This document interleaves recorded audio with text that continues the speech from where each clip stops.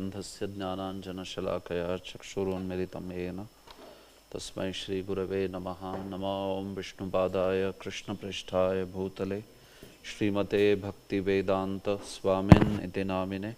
नमस्ते सारस्वते देवे गौरवाणी प्रचारिणे निर्विशेष शून्यवादी पाश्चात्यदेशतारिणे। जय श्री कृष्ण चैतन्य प्रभु Nityanand Shri Advaita Gadadhar श्रीवासादि गौरभक्तवृंद।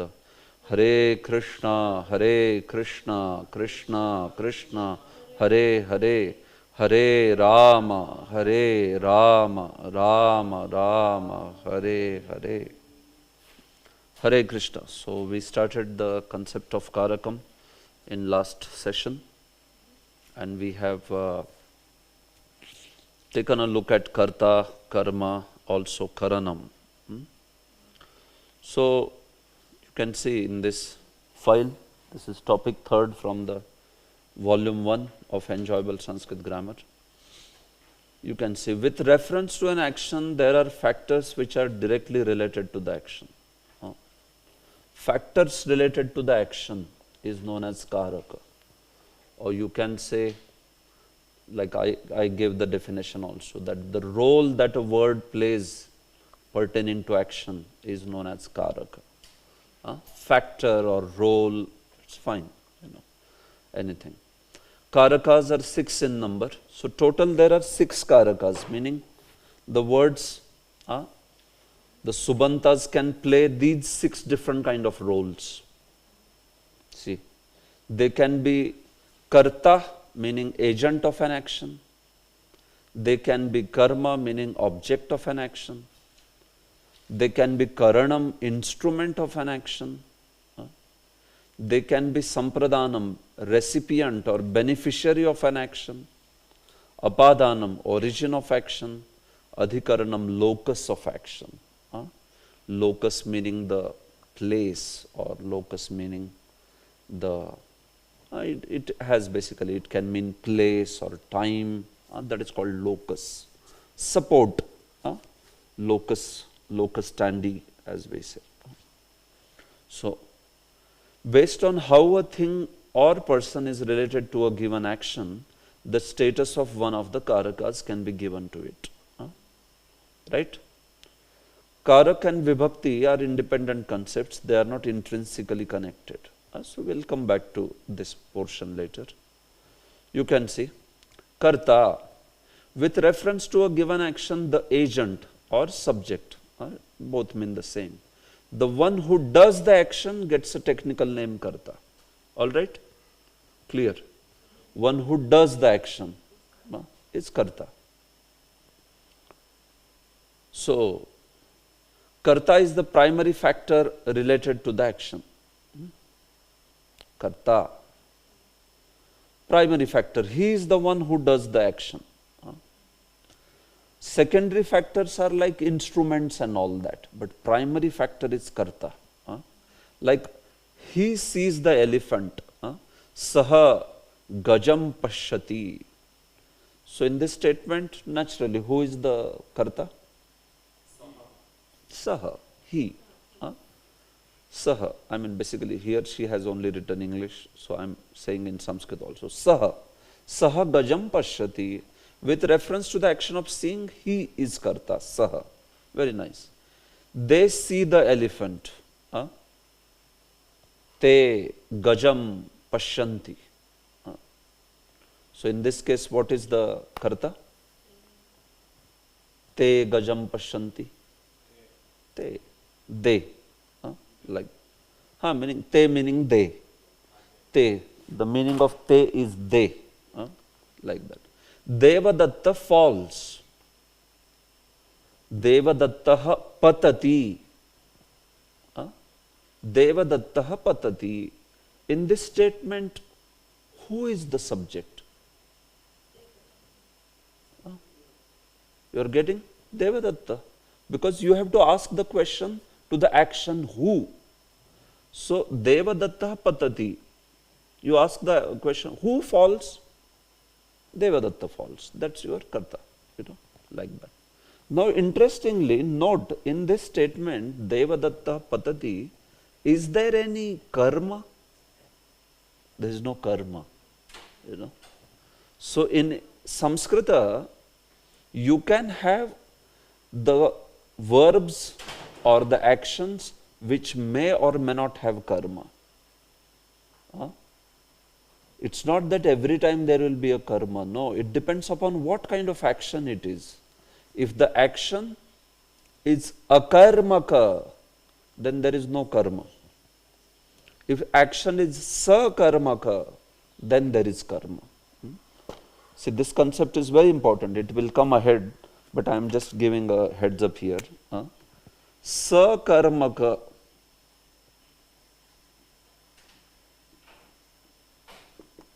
An action can be sakarmaka or it can be akarmaka.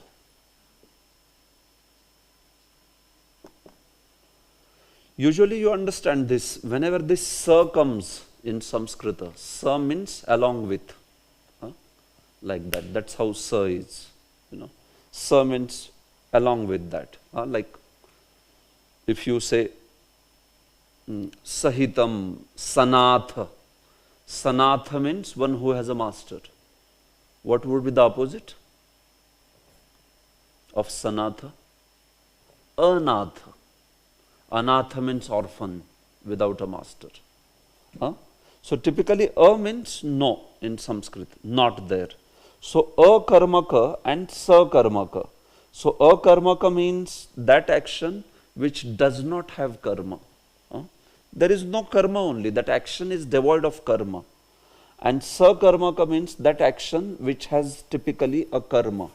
Karma means, you understand, right? Object. So like an action, if I say balakaha modakam khadati, balaka, the child or the boy, he eats a modaka. You know modaka? It's a sweet which is very dear to Lord Ganesha. He is modakam. Mudakarat modakam, like that. There is a very beautiful song which Shankaracharya wrote on Ganapati. You know, Mudakarat modakam. You know. So, balakaha modakam khadati. The boy eats a modaka. So, in this process, is there a karma or no? What do you think? Is there a karma in this process, in this statement? Karma is object. Yeah. It's there or no, not there then? The boy eats that sweet. The sweet is object. Exactly. It's true. If I say, you know, balakaha shete, balak sleeps, the boy sleeps. Is there a karma? Is there a karma? No karma here, you know, because balakaha is what in this statement? It's subject, karta, and shete is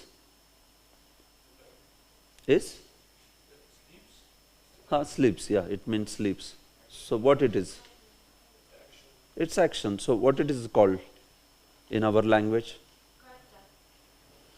No, karta is balakaha. What is the shete? Shete means sleeps. Yeah. Tinganta. Yeah. See, at least you tell me in English verb, you know. I am okay. But you should tell immediately, like, yeah, it's verb basically. It's verb. Shete is verb. Or you tell tingant, if you can remember. That's okay. So, tinganta is shete and balakaha is karta. Finished. Where is the karma? There is no karma.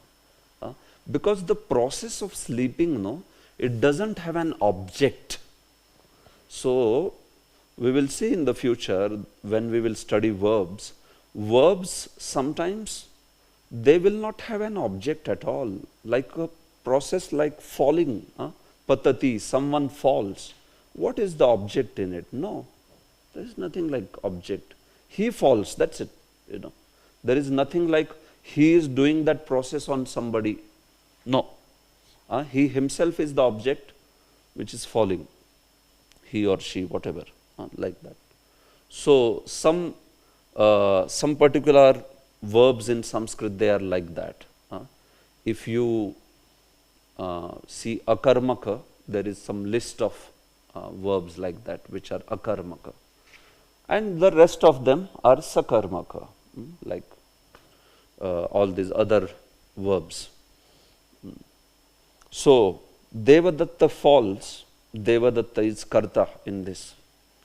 There are scriptures, there are scriptures. That's all the statement is. So, in this statement, what is the karta? There are scriptures. Yes, Prabhu? I have a question. If you say there are certain verbs that don't have an object, like for example, he falls, but when I say he falls on the ground, Yeah. will the ground be the object? No, it will not be. So It what is the ground? ground is the locus. Locus. Ground is the locus. Adhikarana.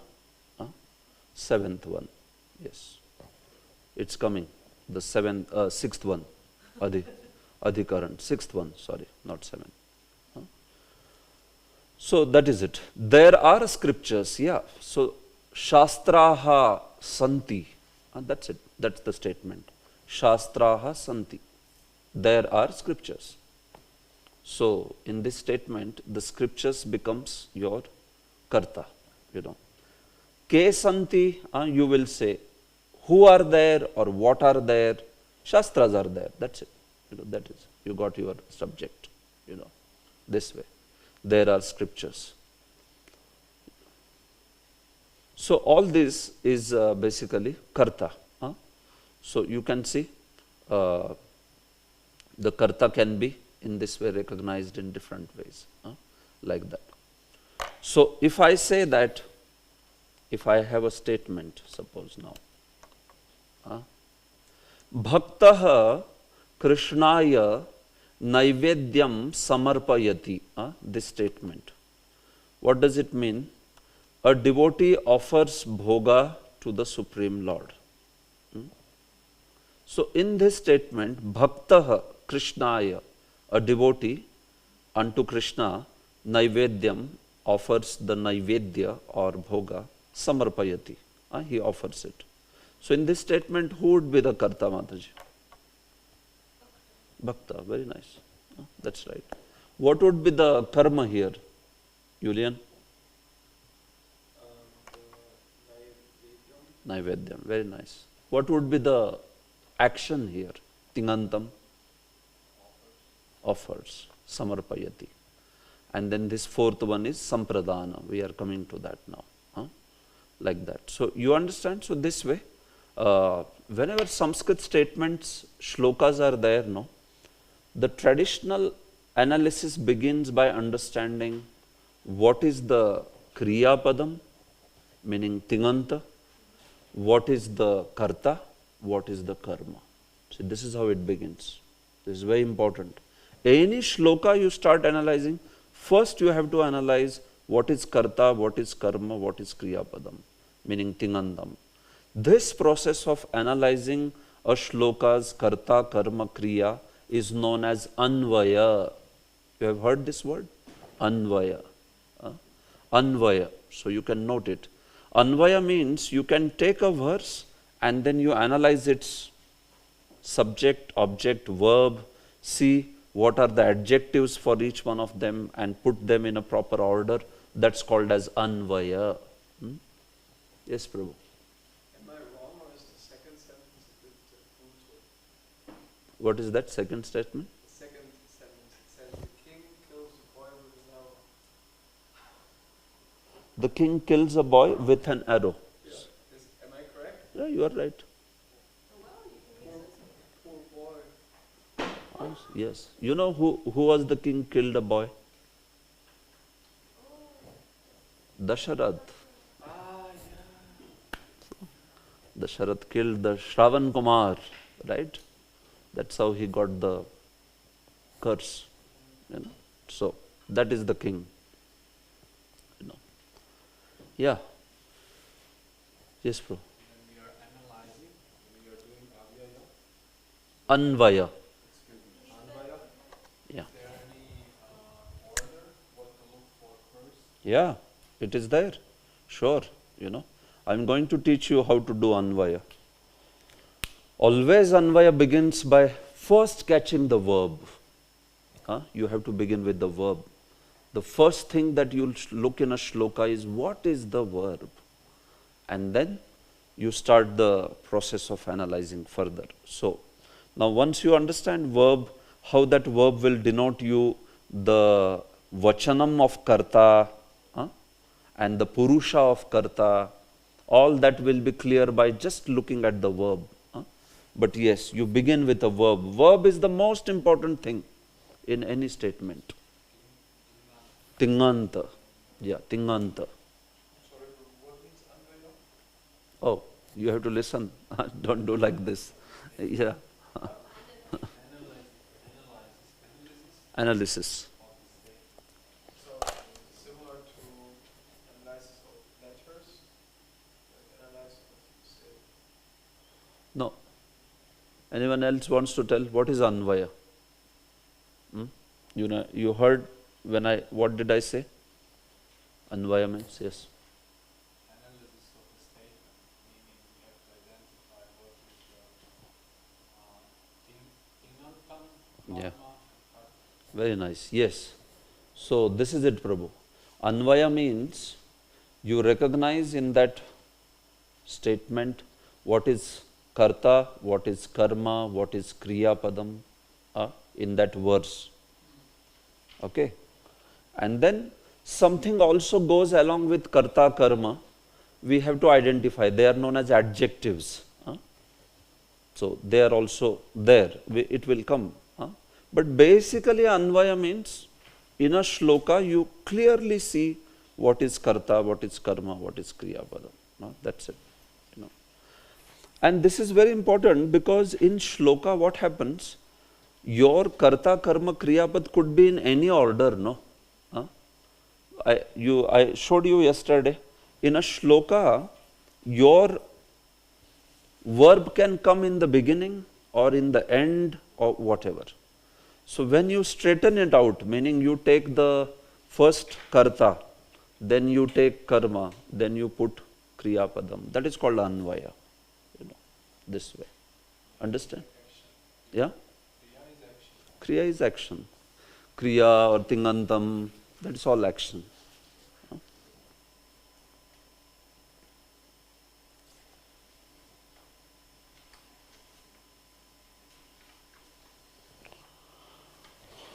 Like we see this line that we have in Guruvashtakam.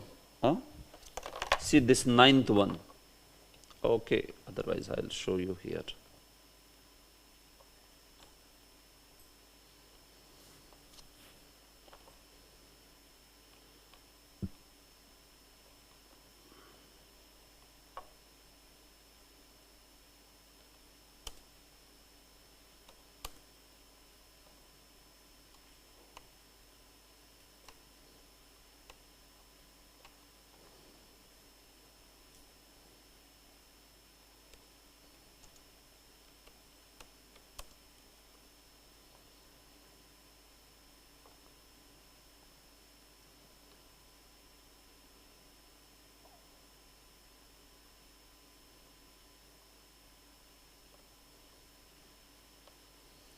See. Is this a program that a software that you're using that is downloadable or finding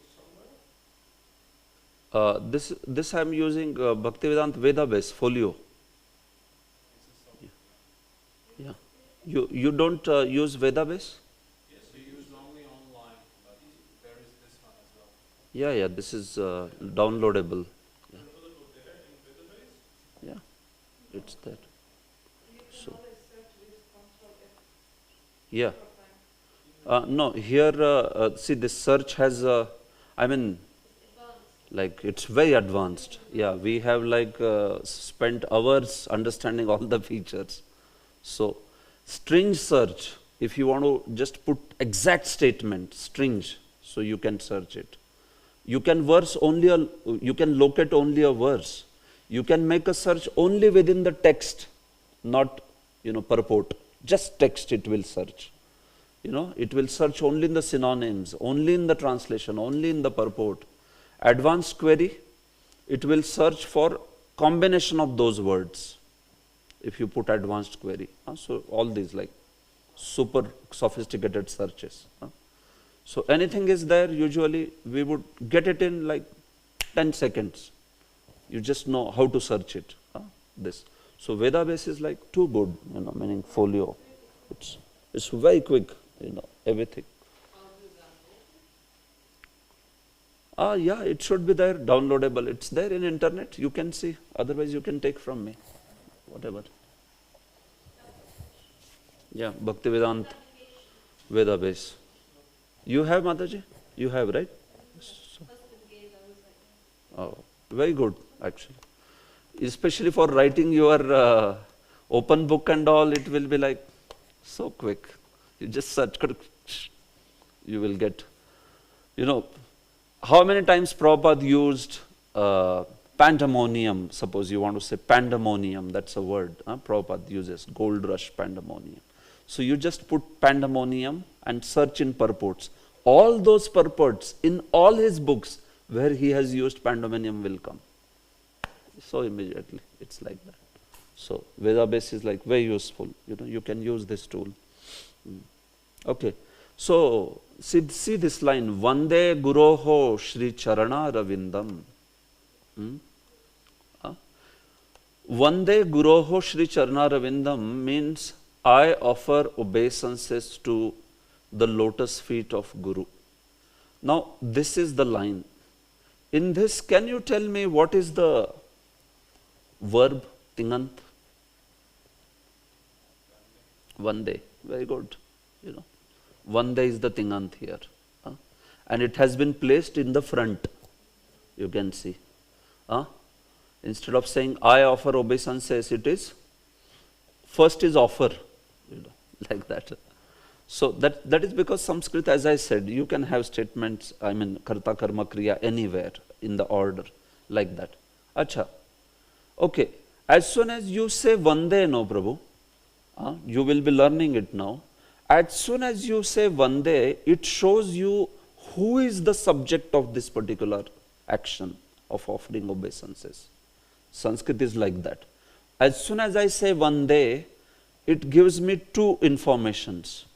That here the karta, the subject is singular and the subject is also Uttama Purusha. So Vande, as soon as I say Vande, the process has Uttama Purush Ekvachan as the karta. So what will be the karta? Here, if it is Uttam Purush Ekvachan, what should it be? I. Yeah, in Sanskritam? Aham, that's it. It is Aham Vande. I. It is not we or it is not all that. I offer obeisance. Aham Vande.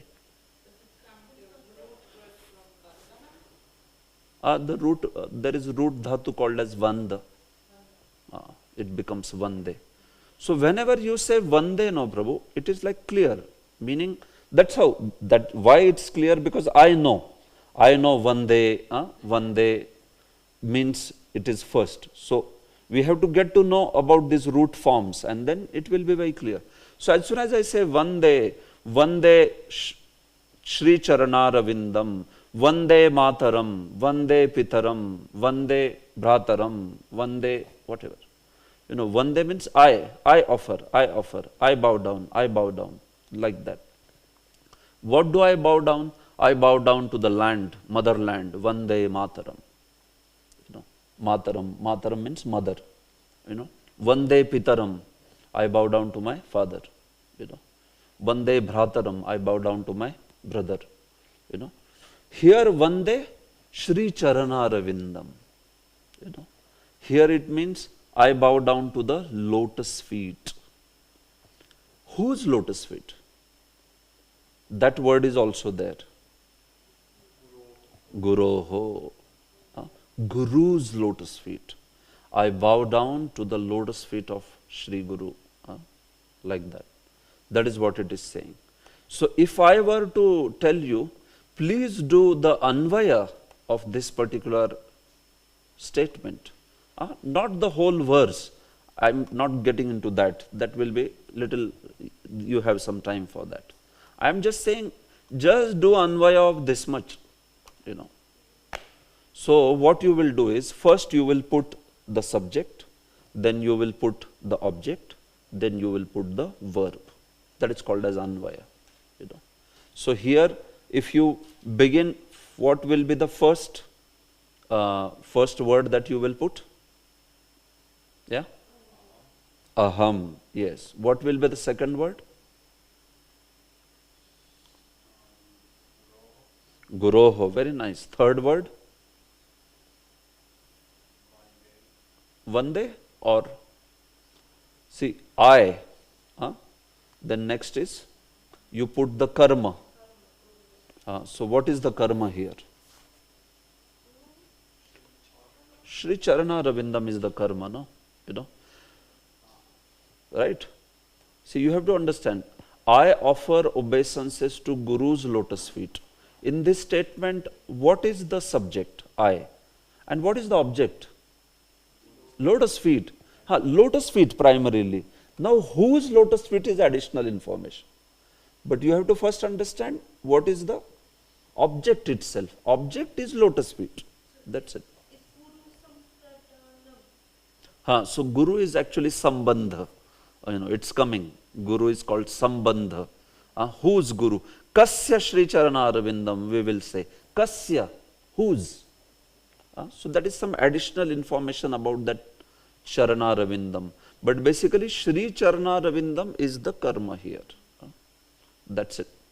So, Aham Guroho Shri Charana Ravindam Vande. This is it. This is the Anvaya. You know.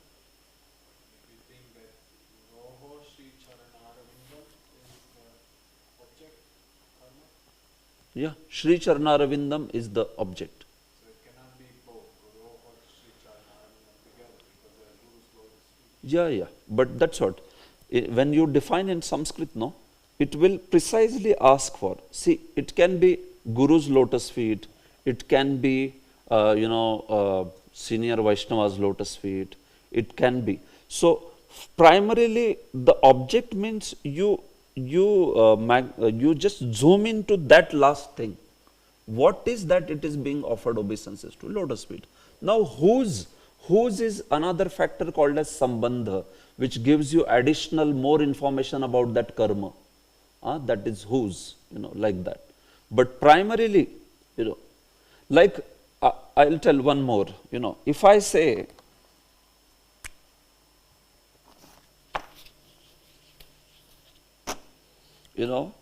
see, Dasharathas, if I say, Dasharathasya putraha Ravanasya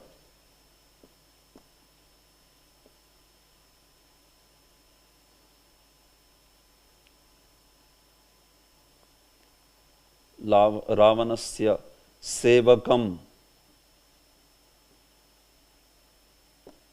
tadayati.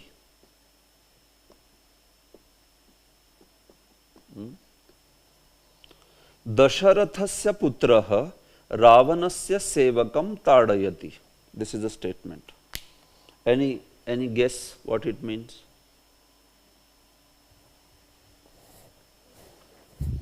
Dasharathasya putraha Ravanasya sevakam tadayati.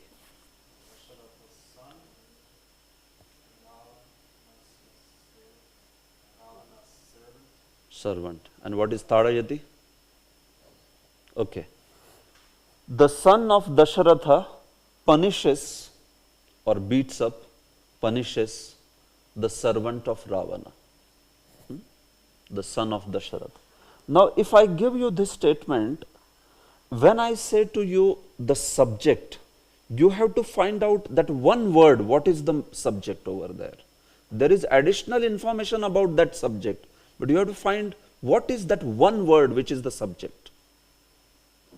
Yes, bro. So, you want to say something else? Same thing, right? Putraha, that's it. Putraha is subject here. Now, kasya putraha? Kasya. Whose? Whose? Dasharathasya putra. See, that is additional information about him. But putraha here is the subject. That's it.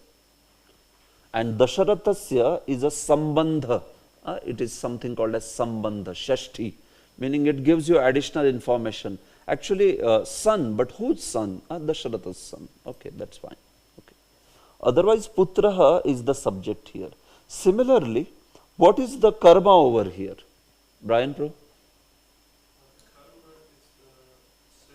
Sevakam, exactly. But kasya sevakam? Ravanasya sevakam. See, that is the additional information, like that. So, the statement here, subject, object, verb is putraha sevakam tadayati. But you are going to make full statement, so you will say Dasharathasya putraha Ravanasya sevakam tadayati. Like that. So you understand. So that's how sometimes these words may give additional information, but you have to zoom in on that one word which is going to be the subject. Like that. So similarly here also. Aham Guroho Shri Charnarabindam Vande. I offer obeisances to the lotus feet. Whose lotus feet? Guru's lotus feet. Okay. Yeah. The live stream asking if you can write a bit bigger. Actually, the board is so small that if I write it big, no, I will have to just continue, wipe it off. It's difficult. Actually, the board should have been big size. Then I could have written little. No, this way.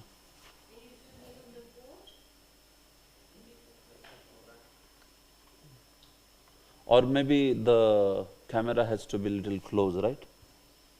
Yeah. You have to zoom in and zoom out. Because there's this. Yeah, even if you just focus on, if it can just focus on this and that.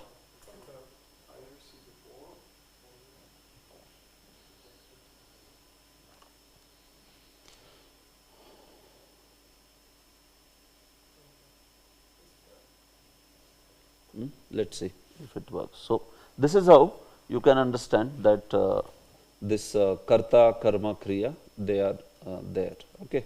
So, we come back to this.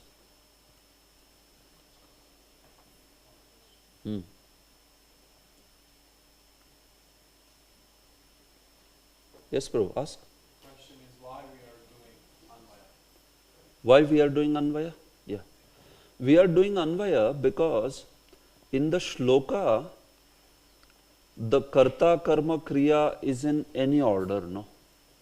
So, as soon as you see shloka, you may not understand that what is going on here. So, you have to straighten it.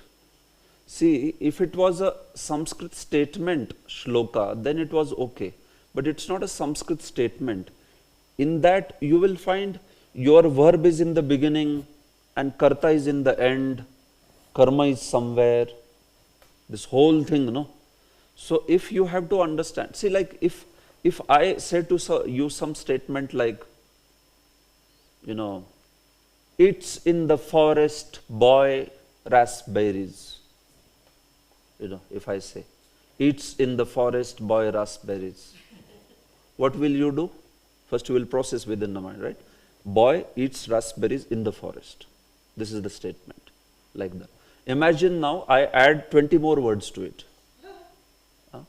So you will certainly process whole thing, no? It has to be processed. So that's what is the shloka. In shloka, there are karta, karma, kriya, and along with that, there are some adjectives are placed, some, some indeclinable words like and cha, tatha, they are placed. So you take all this samsara and you put them in order so that it makes sense to you, what this statement is saying. Because it's poetry, shloka is a poetry, no? So in poetry, as you remember, I explained to you that anytime, anywhere they can place anything. So they are not speaking a statement there, they are making the poetry. So in your Sanskrit words, your verb could be somewhere subject could be somewhere, object could be somewhere, could be somewhere. So you will have to put them in proper order, no? Otherwise you will not understand what it is. So that's the purpose of Anvaya. Correct? Yeah. Okay, so karanam, no, karma, did we see karma? Yeah, we saw karma. With reference to a given action, the object takes the technical name karma. Like he sees the elephants, saha gajan pashyati, the elephants become the karma. Coming to karanam, instrument of action. With reference to a given action, an instrument or means to accomplish the action gets a technical name karanam. Devadatta eats rice by hand. Okay. Devadatta hastena odanam khadati. Hastena odanam khadati. So Devadatta hastena odanam khadati. So when you say this, who is the subject over here? Devadatta. Devadatta is eating, right? What does he eat? Rice. How does he eat? What is the instrument that is helping him in eating? Hastena. That becomes your karanam. You understand? Hastena. Because it's an instrument to help him in the action. By hand. Typically in English it will be translated as by. By hand. He goes to the village by bus. Saha yanena gramam gacchati. So in that case, the instrument is yanena. That bus. See, he goes to the village by bus. Saha yanena gramam gacchati. So he is karta, village is karma, and bus is karanam. It is helping him to accomplish that task. The bird is seen by him through binoculars. So the bird is seen by him through binoculars. So binoculars act here as instruments, like that. The bird is karma. They have put this in passive voice. So don't worry about this. It's in passive voice instead of active voice. You understand active passive voice in English? No? What is passive? You can tell one example of active voice, passive voice. Active would be that he sees the bird through binoculars. But if you take the passive object first in that sense and see the object, what would be the object as the subject, the bird is seen, then it's passive. Yeah. But in that case, will the subject and object change or will they remain the same? Yeah, it will change. Because in English, that's why it's said by him and not by he. Otherwise, it would be by he. Because the word for nominative, subject is he, and him is accusative. Correct. So what happens in English, it changes. But in Sanskrit, it will not change. Sanskrit always. Even if you change the voice, the subject-object remain the same. It's like that. So anyway, that topic is going to come ahead. So don't worry about active-passive voice. So we identify karanam by question, how? How? Or like questioning by by what? By what means or by what instrument or how you can ask. Yes. He eats the food. Well, he eats the food by what means? He eats the food by, like the current story is going on of that Pusha. So Pusha lost the teeth. So he eats the food by somebody else's teeth, So then that somebody else's teeth will be the instrument, like that.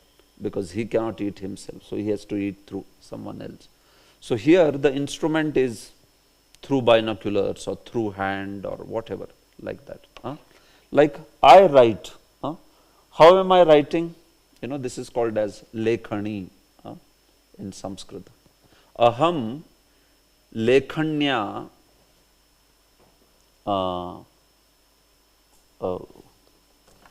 see, I can say that aham lekhanya likhati.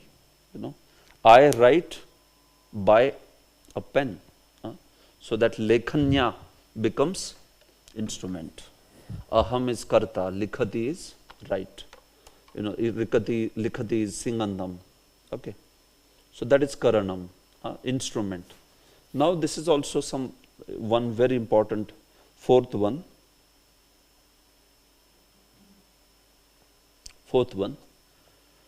Sampradanam, recipient of action.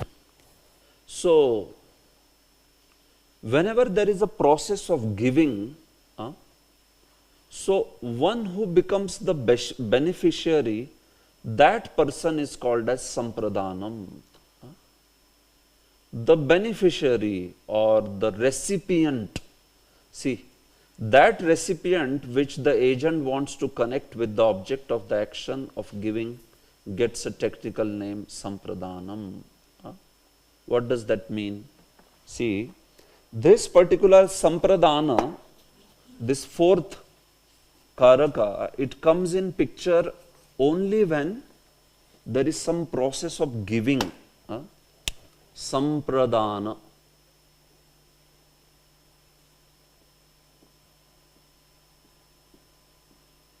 Sampradanam.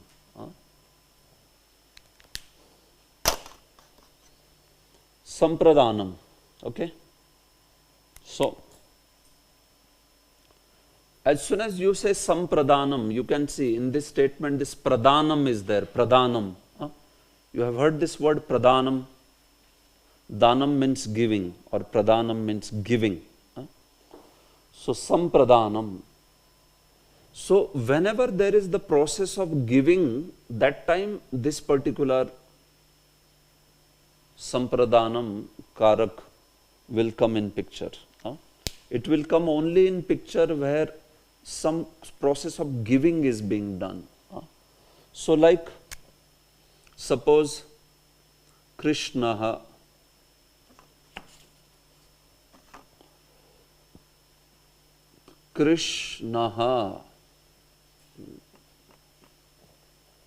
vipraya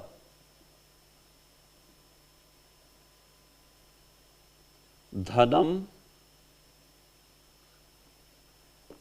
dadati. Krishna vipraya dhanam dadati. Krishna, any guesses what does the word mean? The statement mean?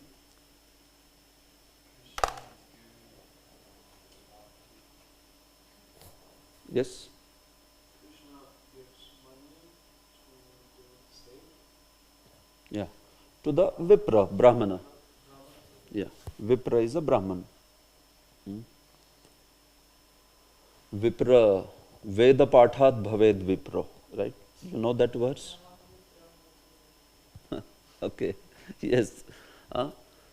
There is difference between 4 kinds of Brahmanas, right? See, one is Janmana Jayate Shudraha, then Samskarat Bhaved Dvijaha, Veda Pathat Bhaved Vipro, Brahma Janati iti Brahmana. So, by birth, everybody is Shudra. But when he gets the second initiation, meaning the Gayatri, then one is called as Dvija. When he becomes learned in Veda, at least one Veda, then that person is called Vipra. Otherwise, you don't call him, He's just having the thread, but he doesn't know anything. So then, what kind of Vipra he is? And then, Brahmana is ahead of Vipra also, because Brahma Janati. He knows the transcendental subject matter. He is not expert in just swa, swa, swa, swa. No, he also knows the transcendental subject matter. Then you call him as a Brahmana, So that is difference between Vipra, Brahmana and Dvija. And these terms mean different things, like that. So, Krishna vipraya dhanam dadati. Krishna gives the wealth, money to the Vipra, to the Brahmana, So, here in this statement, it's quite clear now. that what is, you tell me who is the subject, you tell me what is the object, you tell me what is the action, and you also tell who is getting benefited by that action, who is the beneficiary. You want to tell, Mataji? Yeah, you tell all four, no? I asked four things. Yeah. Subject, object, verb. Yeah.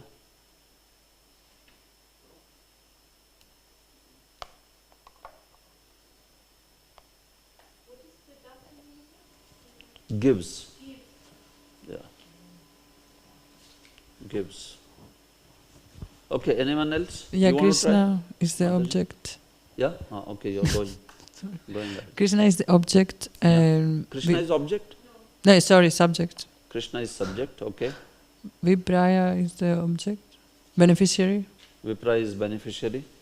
Dhanam is the object, yeah. And Dadati is the action. Very nice. Karma. Correct. No. Yeah. So that is it. That's right. So in this process, by the process of giving the wealth, who is getting benefited? Beneficiary of that process is Vipraya. That Vipra is getting. He is getting benefited by that wealth. So of course somebody may say the one who is giving, he also gets benefited. But in terms of who is the receiver, in terms of receiving what is being given, who is the recipient? The recipient is Vipra. That's why this word Vipraya is called as Sampradan Karak. He is the one, Vipra is the one who is receiving it. And you say that this is Sampradan Karaka. What is the Karaka of this word Vipraya? Then you will say Sampradan Karaka. He is the one who is recipient of that particular action. You see, that recipient which the agent wants to connect with the object of the action of giving gets a technical name Sampradanam. Recipient is Vipraya over here. So that's why this takes the Sampradan Karakam, like that. So these all will be very useful. So this is a process of giving, and it is used only in process of giving. Like sometimes, if there is a king or there is anyone, any man, and he gives his clothes to the washerman. So when you give clothes to the washerman, do you give for him or you expect them back? What do you, when you give the clothes, do you expect them back or you don't expect? That's a washerman, right? He's supposed to give that back. So the process of a person giving the clothes to washerman is not called Sampradana, because you are not giving it for him. The process is Sampradanam only if the thing which is being given is given to him for good. It is given to him permanently. Then we say that that particular person is Sampradan. Meaning here, suppose Naraha, some man, Naraha Rajakaya, Rajaka means washerman. Naraha Rajakaya Vastrani Dadati. But we will not be able to use Rajakaya. Why? Because it is not giving Sampradanam, meaning it is not a process of giving. Giving here means giving that person directly. It is like charity. You just give him, that's it. Then you will use this term called Sampradanam. If there is, it's not being given for the sake of, like the permanent offering to him, then we don't use this term Sampradana. So in that case, usage changes, and we will see that usage. Then typically they say, Naraha Rajakasya Vastram Dadati, or like Sampradana is not used in those cases. Sampradana is always when you are giving something permanently to that person. This way. So, What is that? You didn't understand Dhanam and Dadati? Yes, Prabhu. Tell. Dhanam is money, and Dadati means he gives, Okay. or gives. Yeah. Sampra? Sampradana or Daya. Huh? Sampradaya. Okay. So does Sampradaya have any connection with Sampradana? Yeah, it's connected. Sampradaya is that which offers the charity of transcendental knowledge. That's why it's called Sampradaya. Samyak. Samyak pradiyate. Meaning you very nicely, perfectly give that to the people. So in Sampradaya, the sense is like this, that it's a perfect giving. There is not so much the sense like here. There, basically it means that you give it very nicely. You give the perfect way. That is called as Sampradaya. So Sampradaya does not give wishy-washy knowledge. It gives very perfect systematic knowledge. Then you call it as Sampradaya. Yeah. So, and when I say Naraha Rajakaya Vastram Dadati, then that would mean that the man gifts the clothes to him. Absolutely. Permanently. He just charity Forever. forever. And if you want to say that he only gives for washing, then you use Ra- genitive case. Rajakasya. Yeah. Rajakasya. Yeah. Those are the exceptions which are dealt by people like Patanjali. Yeah. He deals with it. Because it's not a permanent giving. Yeah. So that's why. And then Patanjali. Yeah. Yeah. Like Panini gave the basic rule of Sampradana. Panini gave the basic rule of Sampradana and all that. And all these cases are handled, exceptions are handled by these people like Katyayana and Patanjali and all of them later. Patanjali wrote Mahabhashya, so in that he handles these things. And what would be, like in our list of 6 types, what would be the Rajaka? Rajakasya. Yeah, Rajakasya. What would he be like? It's coming. It is something called as Sambandha. It will not come in 6, Prabhu. It is additional information about, the noun. So he's it not will, Karaka. it's not a Karaka, exactly. It will be a Vibhakti. It will come in Vibhakti. Yes. Okay. So, this is how. The teacher teaches the scripture to the student. This is also the process of giving. You are giving that knowledge. When the teacher gives the knowledge, it's not like, hey, I am giving this knowledge for 2 days. After 2 days you give back. Is it like this? Is it like this? Or is it permanently given? It's given. That's it. You give it, like that. What would be that knowledge that, it's like, lending someone mobile or something. You use this and give back after 2 days. No. So it's also a process of just giving. See, the recipient of other actions such as teaching, telling, showing, etc. is also Sampradhanam. If you tell someone, that's it. You have told him. Finished. It's given. That's it. This way. Okay, so all those are called as Sampradhanas, the beneficiary or the recipient. This way. Okay. Now next is Apadana. 5th one. Apadanam. What is this? With reference to a given action which involves separation, the point from which the separation takes place gets a technical name, Apadanam. See, Apadanam comes in picture where there is some sort of separation or origination. Like Sampradhan came in picture when there is giving, right? The process of giving. Similarly, now Apadanam, it comes in the consideration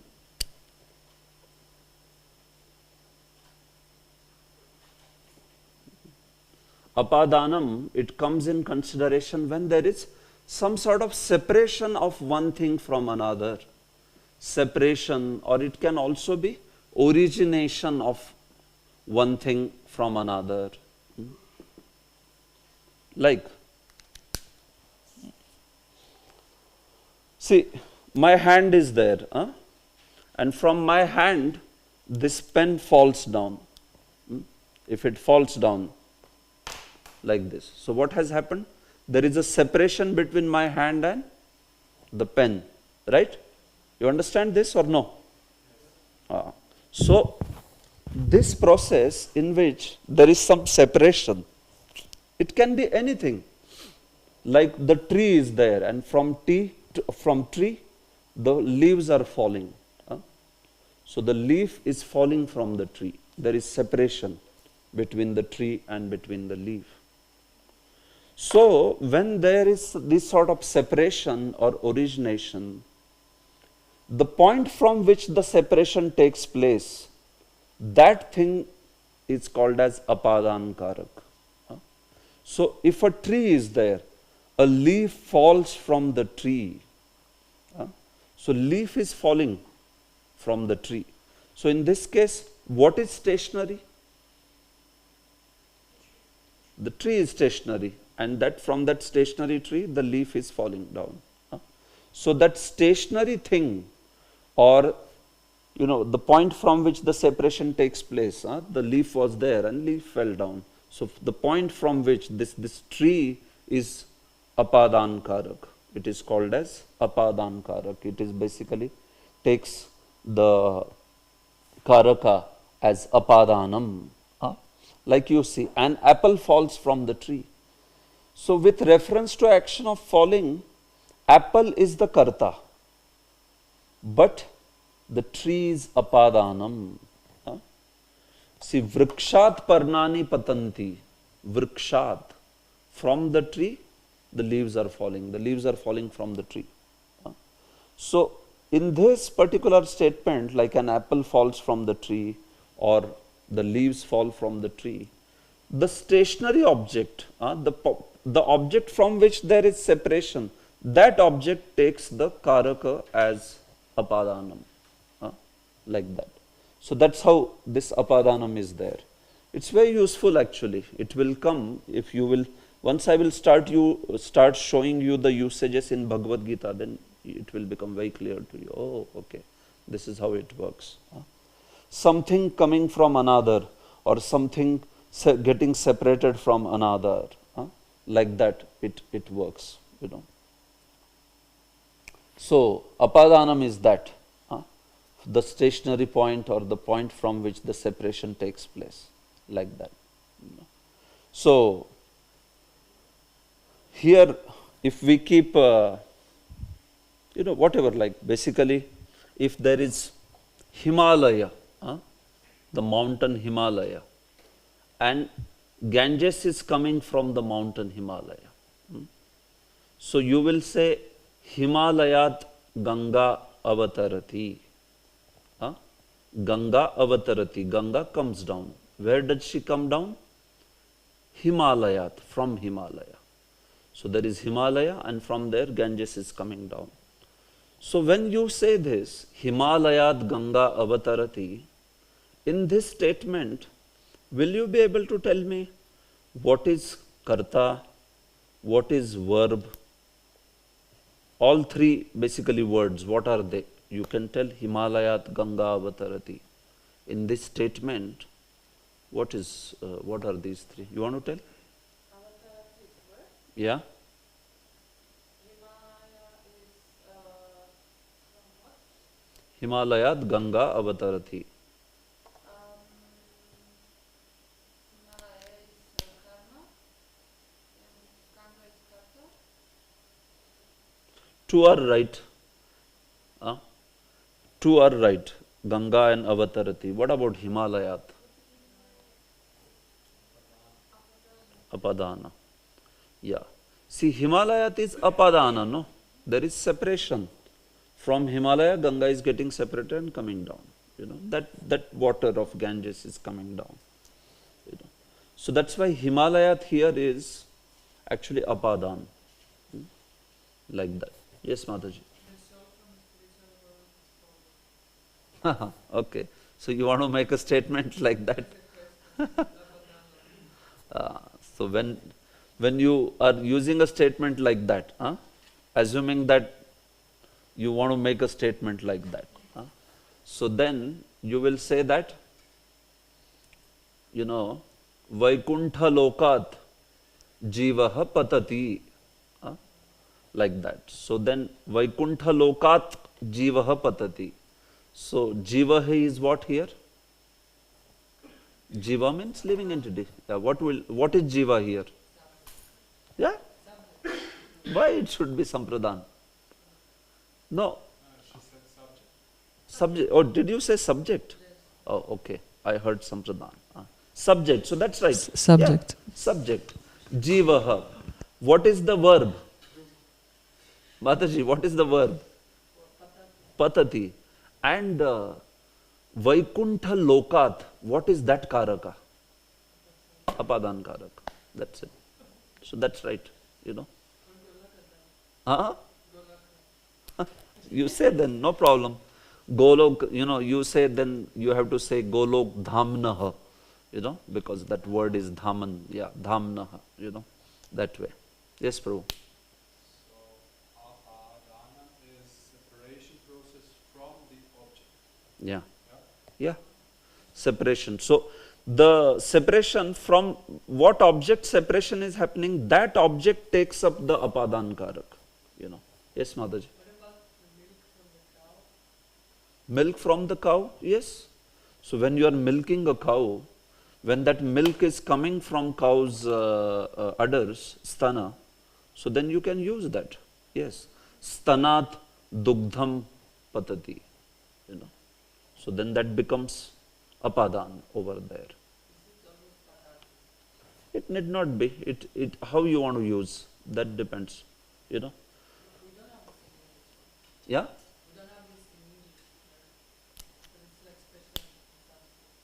Correct. So I'm saying you will have to increase your vocabulary, then you can express it in 100 ways, The milk comes, if you want to say, so then you can say, it comes jharati, you can say bhavati, you can say agachati, you can say patati, so many words like that. You understand? It's a separation, surely. It is a separation because the milk is there in the udders and from there it's coming, So naturally the udders become the apadan karak, this way. How means Milk, milk? dugdha, payaha, that's also the milk. Kshiram also, yeah. All these are milk. There's so many words, right? So, this way. So, the separation aspect.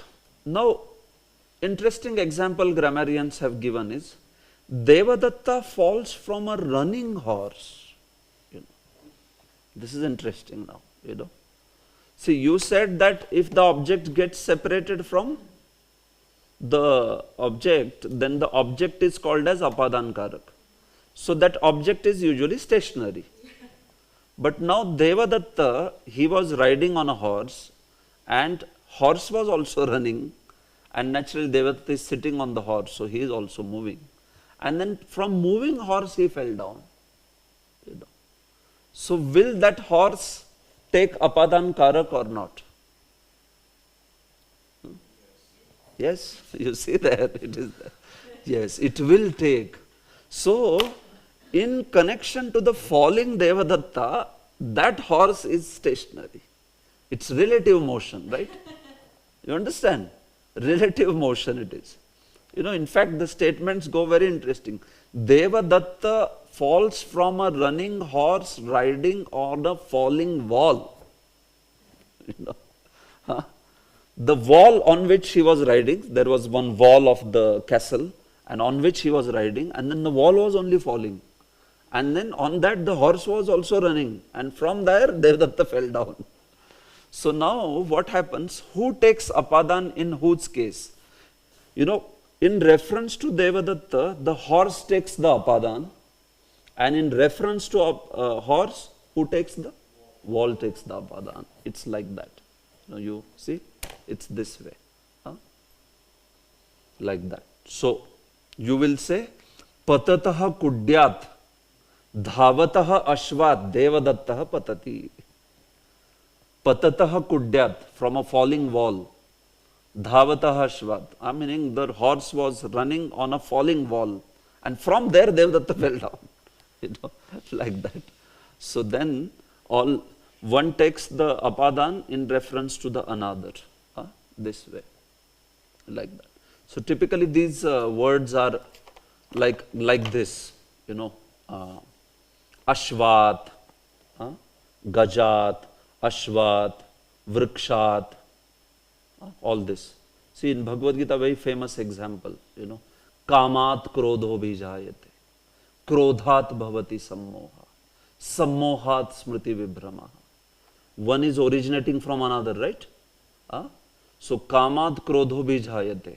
In this word, Kamat krodho bhijayate, which one is apadan karak? Kamat, very nice. Then now next, from Krodha something is going to come. Krodhat bhavati sammoha. Now which one is apadan karak? Krodhat. Now sammoha is going to be origination for something else.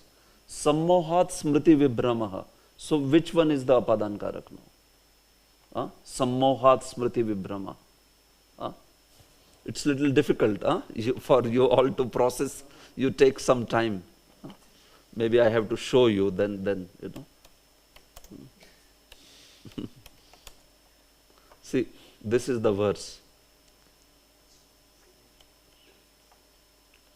See, Sangat Sanjayate Kamaha. See, I can give you simple example, but I am giving Gita's example. No, it will be useful. You will directly understand by Gita. See, Sangat Sanjayate Kamaha. Kamaha is born from Sangha. So, Kamaha means lust and Sangha means association. So, if lust is born from association, in this statement, who takes the apadan? Apadan karak. Sangat. Yeah. Sangat sanjayate kamaha. Kamat krodho bijayate. Kamat becomes your apadan karak. See, krodhat bhavati sammoha here. Krodhat bhavati sammoha. Is that some joke or something? No, because you were selecting the Sanskrit as a different. Okay, yeah. Yeah. Yeah, at least. Yeah. So, correct. Yours is the first batch in which I am teaching with all diacritics. Otherwise, I always taught with Devanagari. Yeah, so sometimes I also forget. Oh, I go to Devanagari always, like that. So this is how Krodhat bhavati sammoha. From Krodha comes bewilderment, or delusion, whatever, like that. So all these words from which the origination point becomes your apadan. That's how it is. You understand? Like that. So that's why these are all at, krudhat, ramat. They will take that kind of form, this way. Okay. So.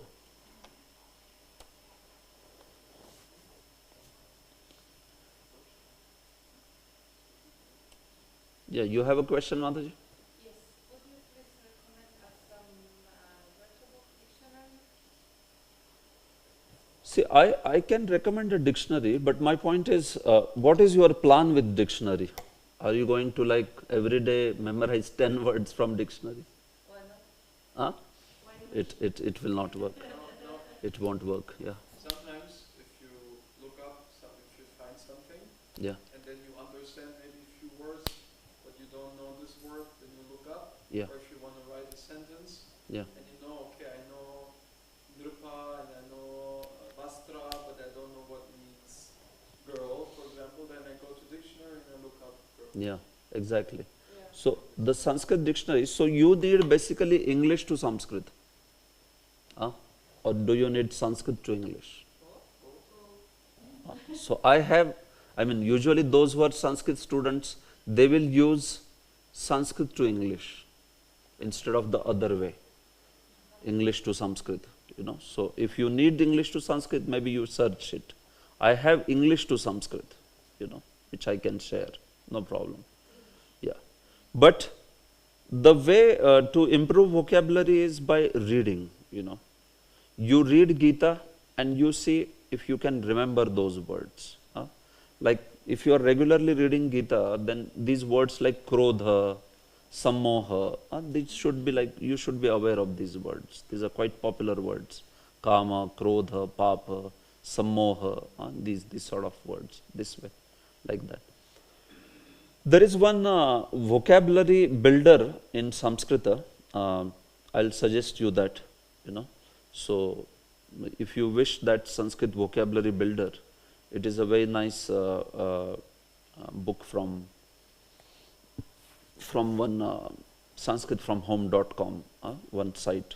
So, if you wish, you can take that, and then you have to work with that book to increase the vocabulary, slowly, that way. Yes. Otherwise, see, Sanskrit dictionary is like this, I'll tell you. I mean, even if you take the most standard Sanskrit dictionary, it will mandate you to know Devanagari. It will ask you for Devanagari. I got one from Rajat, from PLS, the shop in Devanagari. Yeah, that's how. So there is like one of the very popular dictionaries, which is called Monier-Williams, This person, Monier Williams, he was one of the very prominent Sanskrit scholars from Western world. And he wrote a dictionary for Western world. In that also, all the words he has placed in Devanagari. So it's like a mandate. You have to learn Devanagari if you have to refer dictionary. Without that, it will be very difficult for you. I'll show you. The dictionary is very good. Dictionary is high class, but the point is, the words are in Devanagari.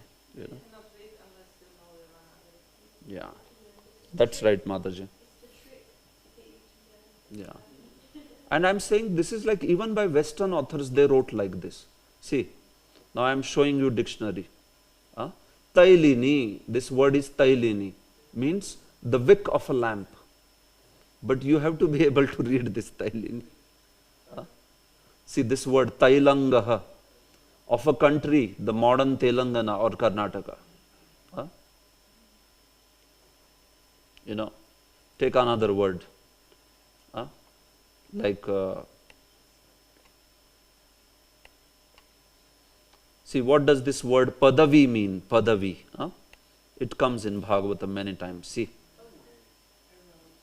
Padavi, a way, road, path, course. You got so many meanings. See, below, this is all meanings only it is giving. Quote scripture. Yeah? Bhagavad Gita. Yeah, they quote scriptures. Yeah, very. Follow in the footsteps. Absolutely.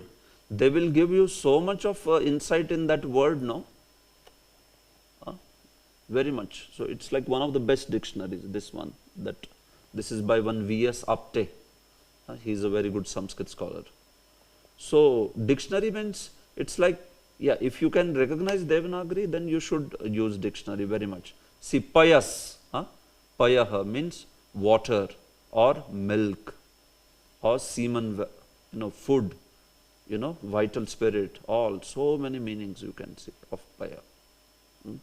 See this word padra or padya, so all this, so it's like too good, but just the thing, that trick is that, yeah, you have to know the Devanagari. So personally, I don't have a dictionary in which like whole thing is in diacritics. So I will try to search if I get one like that. You have? I just found one Williams Sanskrit English dictionary. Yeah.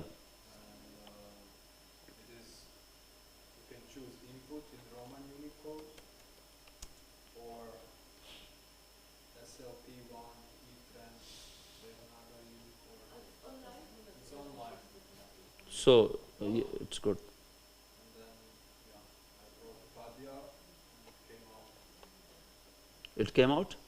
Yeah. Yeah, so then you can use Monier Williams.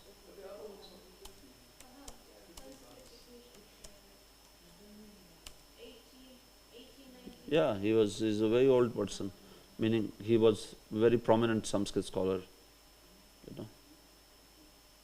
Then it must be good if people still read it. Yeah, like it's like for students, you know, I mean, if you want to be a research scholar, then Monier Williams is good.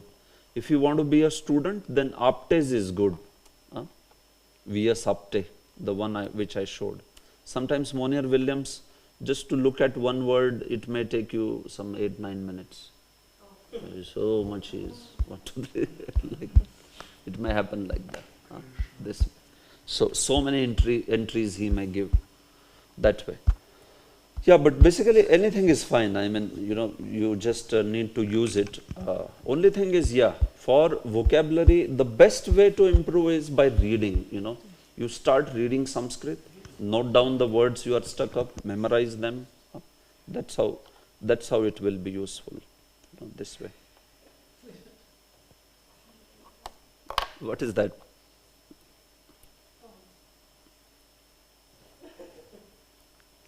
You are overwhelmed, overwhelmed by the effort or what?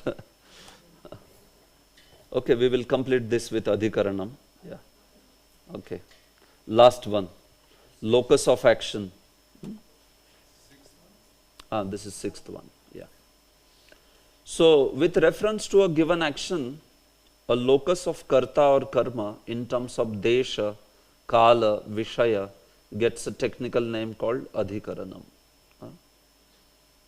See, these are all factors pertaining to the action, you know.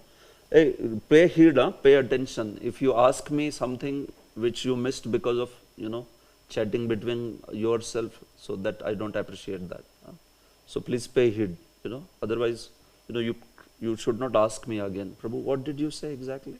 No, you pay heed. When I'm explaining something, you should pay good heed, you know, like that. Adhikaranam. What is adhikaranam? When the action is being performed, what is the place, or what is the time, what is the subject? Subject in the sense, I'll explain how it is. So they get a technical name called adhikaranam. Like he cooks. Suppose I say he cooks rice. He cooks rice. So in this statement, Mataji, what is subject, what is object, what is verb?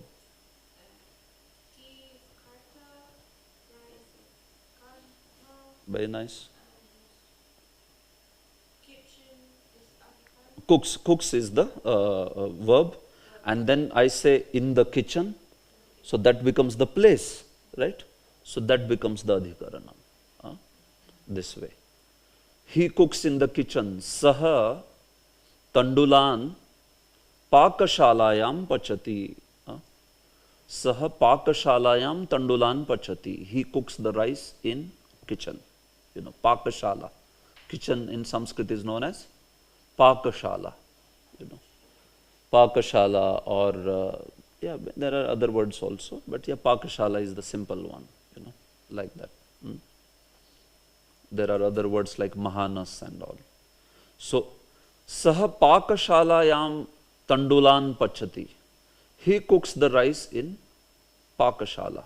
So that pakashalayam, it becomes your adhikarana. That's the locus, that's the place.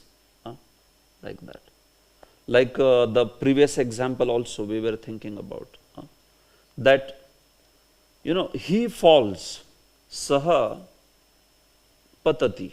He falls. And where does he fall? Saha bhumau patati. He falls on the ground. He falls on the ground. So that bhumau, it will be considered what? Adhikaranam. It is the locus. It is the place. So, Like we say,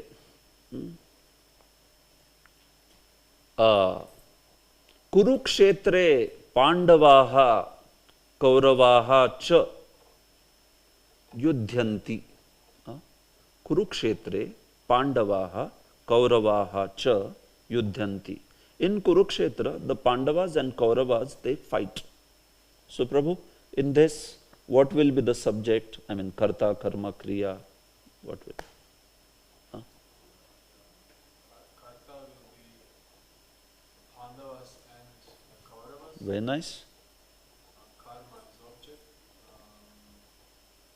Is there any object here? No, Very good.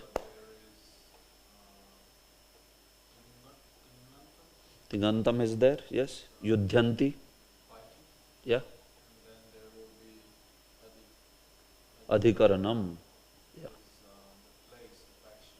Exactly. Kurukshetra. Kurukshetre, yes. That word becomes Adhikaran Karak. Very nice. Huh? See, he cooks rice in the pan. He cooks rice. Saha tandulan pachati. In the pan. So it could mean sthalyam. Saha sthalyam tandulan pachati. Pachati. So that sthalyam becomes adhikaranam. He swims in the swimming pool in front of the library. Like that. So in the swimming pool becomes your adhikaranam. Adhikaranam can be also in terms of time. Like he sleeps at night. See, kala also, time. Because time is also locus, no? When we say somebody is doing something, so even in maths, if you have studied maths, there is coordinate system, you know. So in coordinate system, you tell about space and time. You tell this place and at this time. Space, time, these coordinates are there. Even in physics, maths, you must have seen. Like that. So the kala also is considered adhikaran. Like, you know, if you say, aham pathami, I study. What do I study? Aham vyakaranam pathami. I study grammar. When do you study grammar? Aham ratrau. I study grammar in the night. So, in that case, aham karta, vyakaranam karma, pathami tingantam, and ratrau becomes adhikaranam. Ratrau, in the night. So that also takes the locus aspect. That is also like the support for the process is being offered from the sense of space and time both. If you are using space, that also is adhikaran. If you are using time, that is also adhikaranam. Like that. You understand? So this is basically adhikaranam. See, adhikaranam can sometimes also be some personality. Like if you want to say,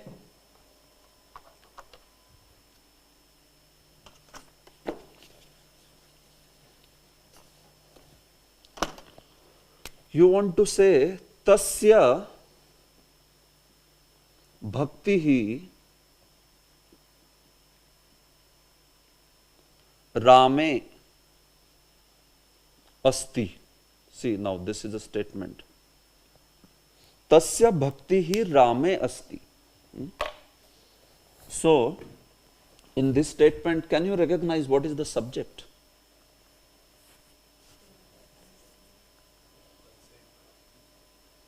Yes, bro? Bhakti? Bhakti, yeah. So here, the subject is bhakti, certainly.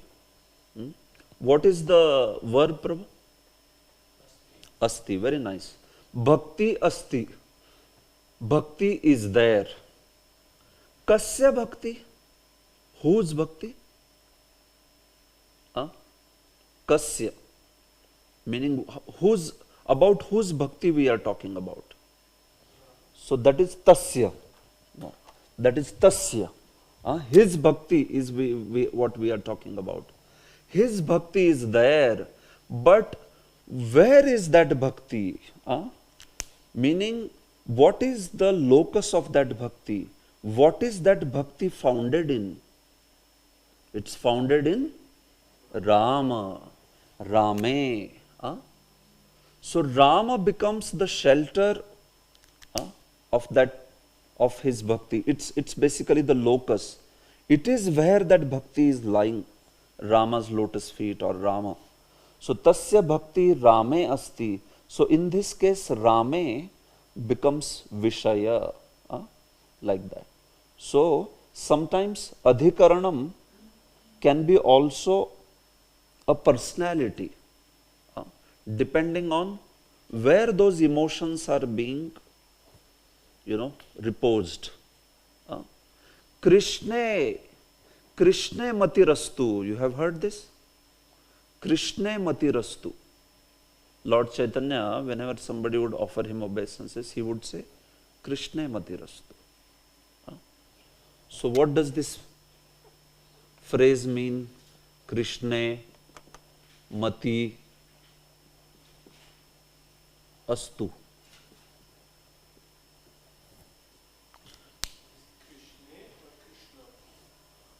Oh, good. Krishna. Okay? Krishna matirastu. See, matirastu means, may your consciousness be there. Where?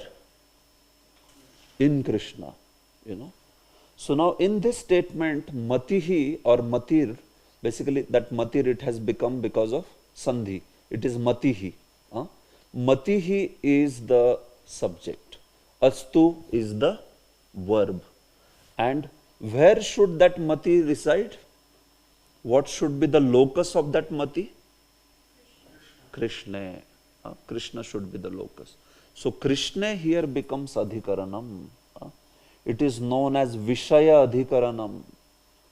This is a Vishaya. This is basically the locus. This is a personality, and he becomes the locus of that mati. So just a minute. So this is Vishaya adhikaran. What we saw in the beginning was Sthana adhikaran and then Kala adhikaran. So within adhikaran, I just explained to you three kinds of adhikaranas. What was that? The first one, which deals with the place, is Sthana adhikaran. Sthana adhikarana.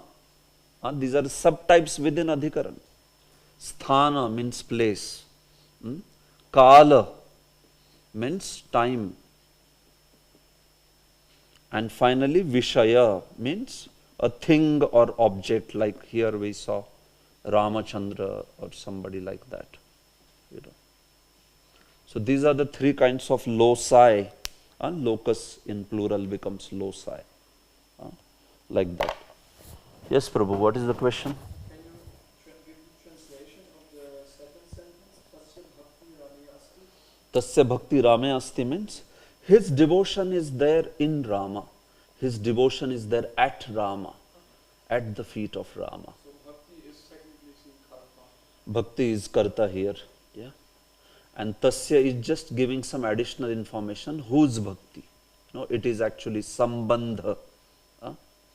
Like that. So it's going to come in vibhakti. But you understand the three kinds of adhikaranas: sthana adhikaran, kala adhikaran, vishaya adhikaran. So see one example. Krishna matirastu means, may your consciousness be always in Krishna or at Krishna. May your consciousness be always at the lotus feet of Krishna. Like that. Just a minute. Yeah.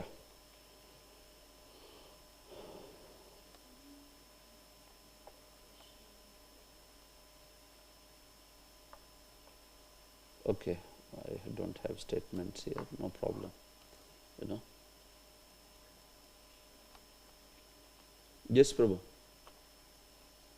You have some question? Anyone? Okay. If I say, Saha Vrindavane tishtati, he resides in Vrindavan. Saha Vrindavane tishtati. Tishtati means stays. Somebody lives or stays. So in this statement, Vrindavane will be which adhikaran out of three? Sthana adhikaran. Very nice.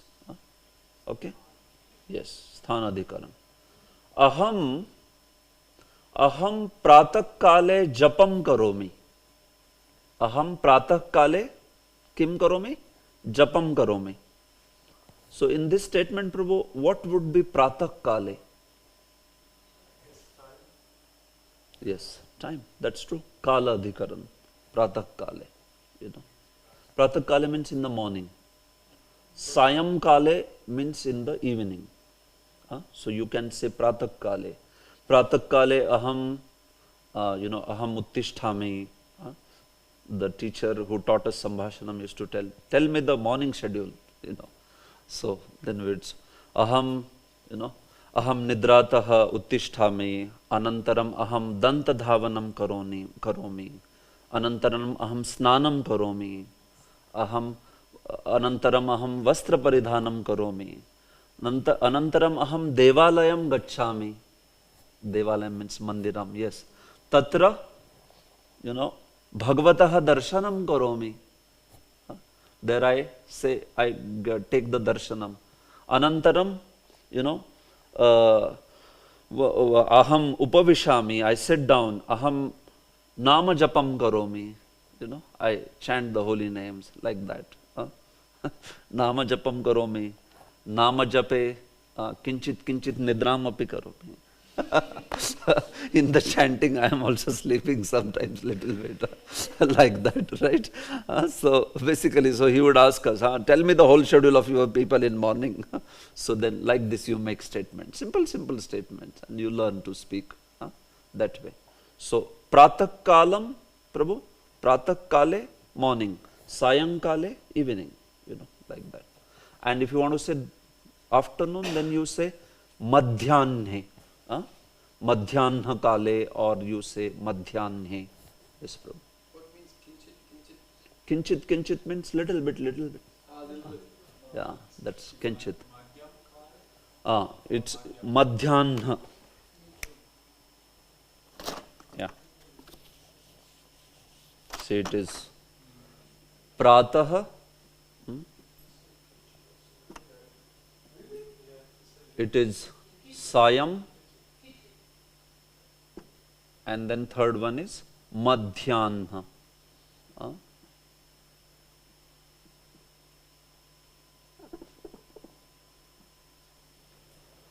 Madhyana, or sometimes, there are different words. Madhya also is okay. Madhya kale is also okay. Madhyana kale is okay. That's all right. So in this way, basically, the place or the kala and the vishaya, and these three kinds of adhikarnas will be used. So these adhikarnas will come in many places actually in the shlokas. And typically they look like words like Rame, or Krishna, Rame, Kurukshetre, Dharmakshetre, like that they look this way. For Ajanta Akarant words, they look like that, this way.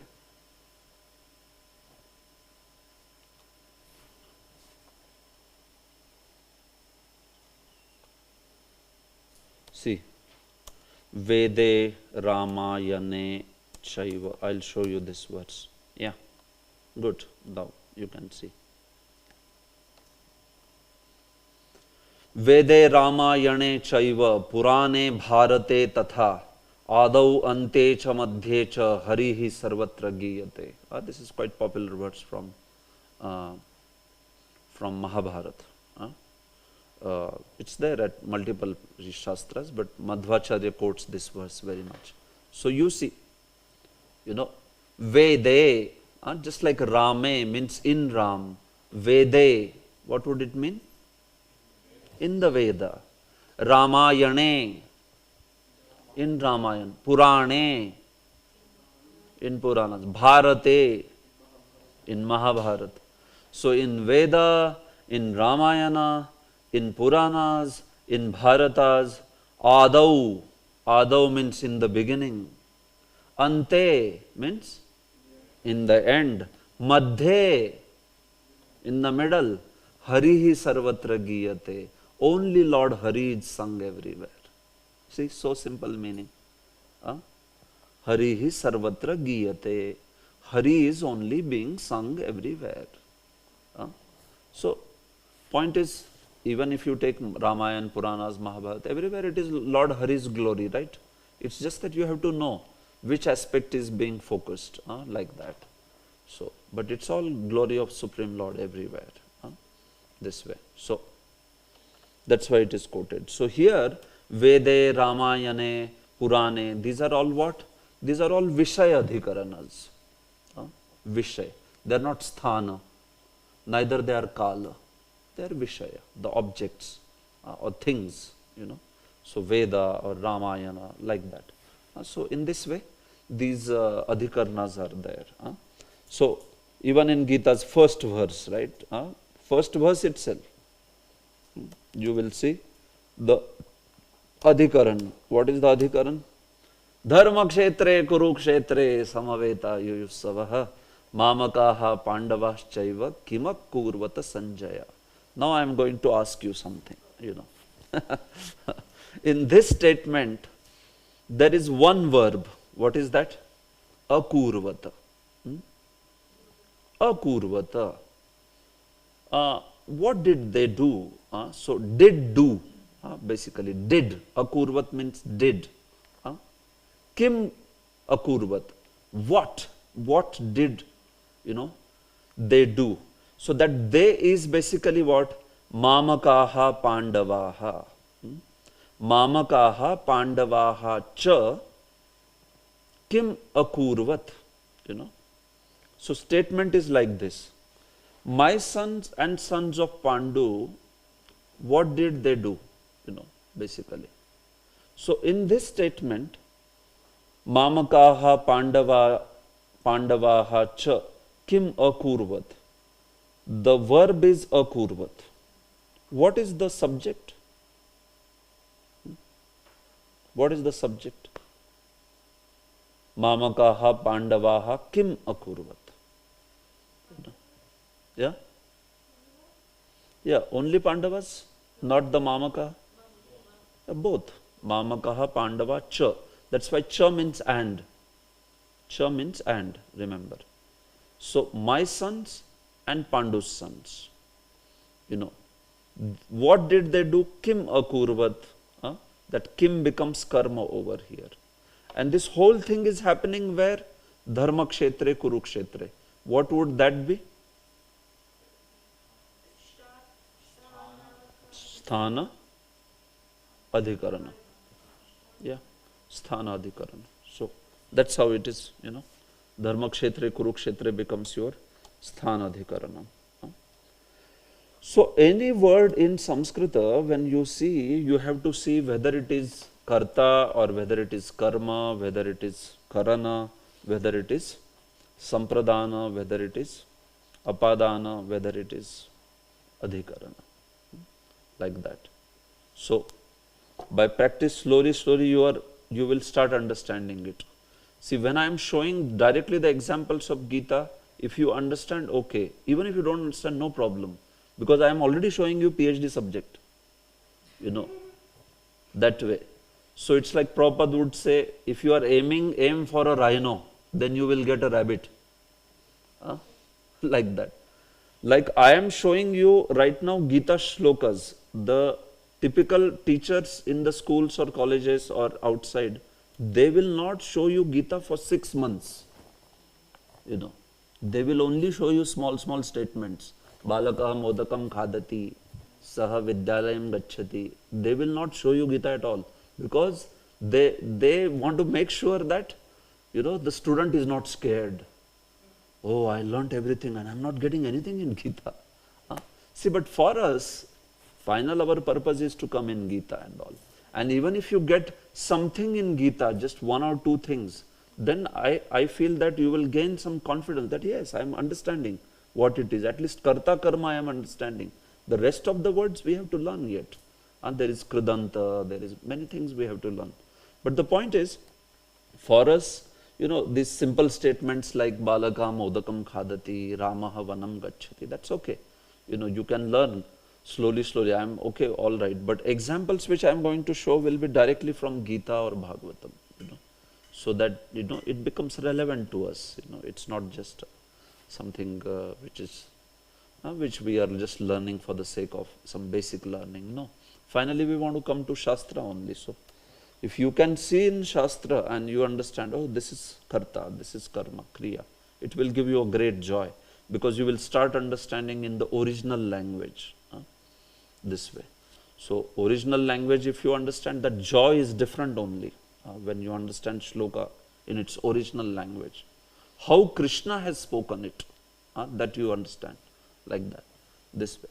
So, that's the purpose, this. So, fine. So, I am just going to take this this particular question of karakas, and then we can stop for today. Tomorrow we are going to start vibhakti. So, you see, you have to revise karakas. So, today you go back, you revise the karakas, because unless and until you revise and remember, then it will become difficult for you to explain further, understand further concepts. Yes, Prabhu. Thinking how could we practice it, like taking one verse, writing it on the paper, and then making it fall apart into. Yeah, you can do that, but the verse should be simpler. That is the thing. If you take a complicated verse, then you will feel like, oh, I am not getting anything. So, simpler verses, you can do that. So, I would say, you can do it, just wait for some time. When you do vibhakti and lakara, then you will gain some confidence, because then you will start understanding how do the verbs look like, and similarly, how do the subantas look like. Because you have to know how they look. So, that understanding of subantas, how they look, will come when you will start seeing those table. Ramaha Ramo Rama, Ramam Ramo Raman, Ramena Ramabhyam Ramai, Ramaya Ramabhyam Ramai, like that, Ramebhya, like that, all that. So, we'll do that. Just wait. We are reading the Gita. Yeah. Prabhupada's Gita, and there is always verse for verse that makes it a bit easier. Easier. Yeah. So, why not? Just So. to try to see what's there and Yeah. maybe locate one or two things. Absolutely, you will be very benefited. In fact, this is something which I started doing when I learned Sanskrit. I started doing it very quickly. Immediately starting, see, like this much was taught, no? I mean, I am just sharing something good with you. That with us, when teacher taught us this much, on that day we will make it perfect by memorizing everything. And then that much I will try to see in Gita verses. Where can I find?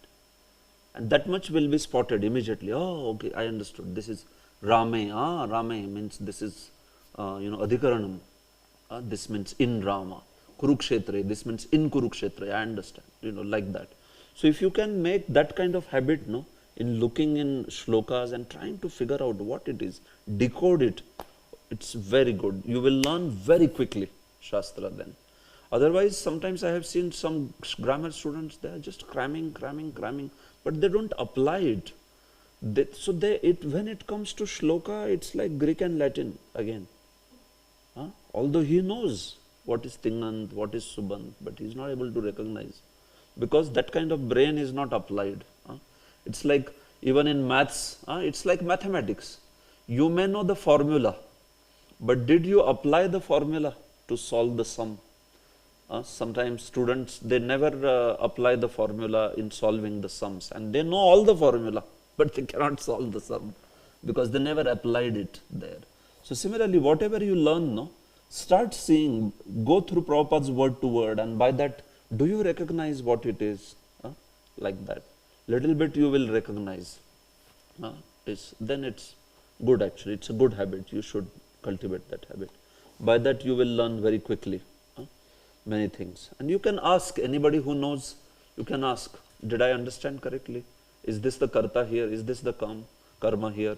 So, fadafat, you will get clarity. Yeah, those who know, you can ask them. Yes, Prabhu, you had something? Question? No? You didn't have. Okay. So, fadafat now we'll go here. Vanam gacchati Ramaha. Vanam gacchati Ramaha. This statement is there. So, can you tell me what would be karta karma kriya here? Vanam gacchati Rama. You can tell. Yeah. Karta is subject, that will be Rama. Very nice. Gacchati is Tignantam. This is the verb, so is it seeing or going? Is going. Going to? Vanam. Going to Vanam is the object. Very nice. Correct. Yeah. What I'll do tomorrow, I'll get all this in diacritics. Somehow I missed this, that it is in, yeah, it is in Devanagari. No problem. Nripaha banena balakam hanti. Nripaha banena balakam hanti. I have a question about the verse before. Yeah. So it's going to the forest, yeah? Yeah. He goes to the forest. Goes to the forest, yeah? So to the forest would be like also answer the question where. And I was thinking, why not Adhikaranam? Adhikaranam. Okay. Yeah.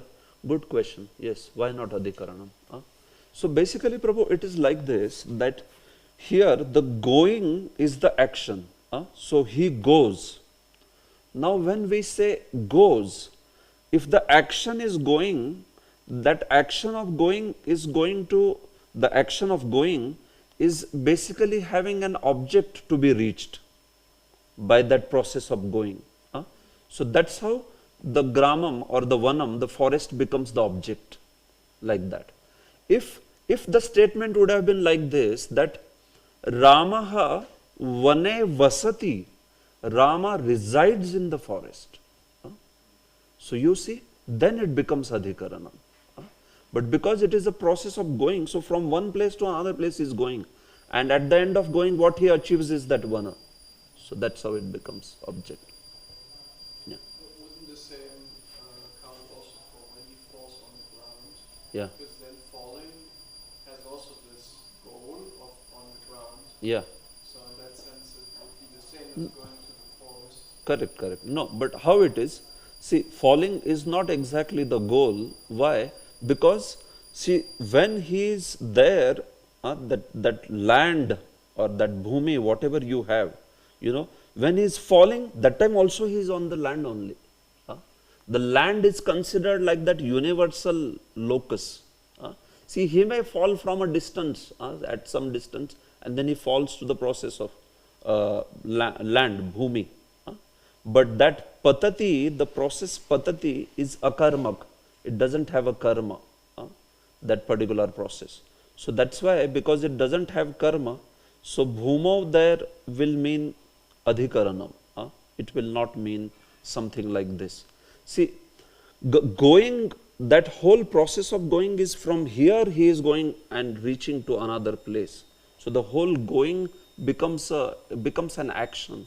But that's not how the falling is seen, because already the person, that bhumi, that land is always considered an adhikaranam. Even if person is in the air or something, but you don't consider that the bhumi is not adhikaranam. See, when I teach akarmak, sakarmak, that time you will understand this. Because the pat dhatu is akarmak only. Patitam, the fall can never be with an object. There can be no object of falling. There can be only subject of falling. So wait, you are asking a question, but the question can be answered in verbs. You have to understand first what is akarmak and sakarmak. If you don't understand that concept, then you will not be able to understand these things. So we will explain sakarmak, akarmak first, and then you can understand. What exactly is akarmak and sakarmak? It has a technical definition. At this point of time, I will not tell you. Let it come, then it will be appropriate. So does it mean it's intrinsic to the verb? Yeah, it is intrinsic. Yes, it's intrinsic to the verb. Yeah. Absolutely. When I learn the verb patita, then I also need to learn, okay, this verb never has an object, Absolutely. but gachati can have an object. Absolutely. That's very right. You got it very right. It's defined at the level of verb, dhatu itself. Good. Yes. Bhaktah Krishnaya Naivedyam Samarpayati. Okay, we saw this. Dhruvaha Rathena Yakshalokam Gacchati. Dhruvaha Rathena Yakshalokam Gacchati. Dhruva goes to Yakshaloka, meaning the planet of the Yakshas, by Rathena. Ratha means chariot. Yes. So will you be able to tell Mataji? Dhruvaha Rathena Yakshalokam Gacchati. In this statement, who is the subject? Dhruva. What is the object? Object. Yakshalokam. Yes. What is the instrument? Rathena. Right? So you understand this. Dhruvaha Rathena Yakshalokam Gacchati. Kapihi Kshipati Falani. Kapihi means male monkey. And Kshipati means throws. Falani, fruits. He throws fruits. So, Prabhu, what would be subject, object, verb? No, behind. Brian, bro. Kapihi Kshipati Falani. Kapi is the monkey. Yeah. Is the karta. Karta. Kshipati, throws. Falani. Is the banana. Fruits. Object. Object. Very good. Yeah, very good. Okay. Ramaha Sitayai Ratnam Dadati. Mataji. Ramaha Sitayai Ratnam Dadati. Rama gives a jewel to Sita.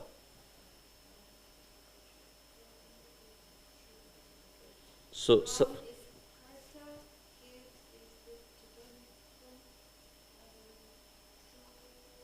jewel. Sitayai.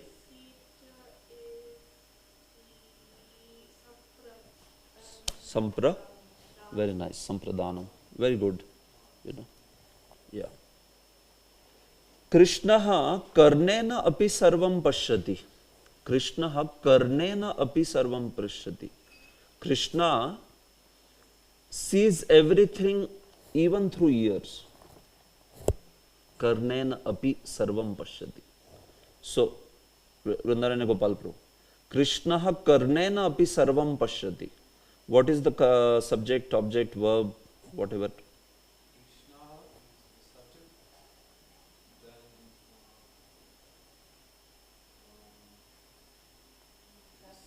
Sarvam pashyati. Sarva Pashyati sees. This is then the Tinantam. Yeah. And through the ears, how is Karana. Karanam, very nice. And Sarvam will be what? What he sees Yeah. is the object. Object. Very nice. Good. Yes. So, last one. Ramaha Nagaram Tyajati. Mataji. Ramaha Nagaram Tyajati. Rama abandons the city. Rama abandons.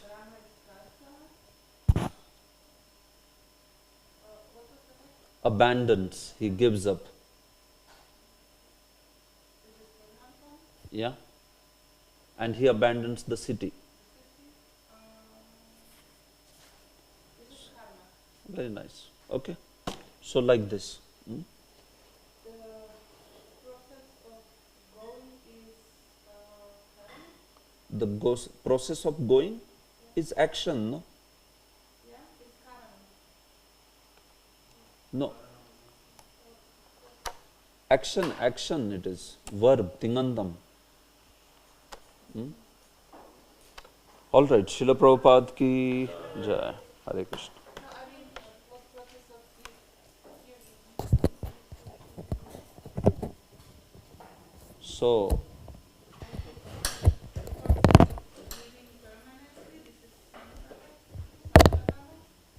process of giving permanently is Sampradhanam.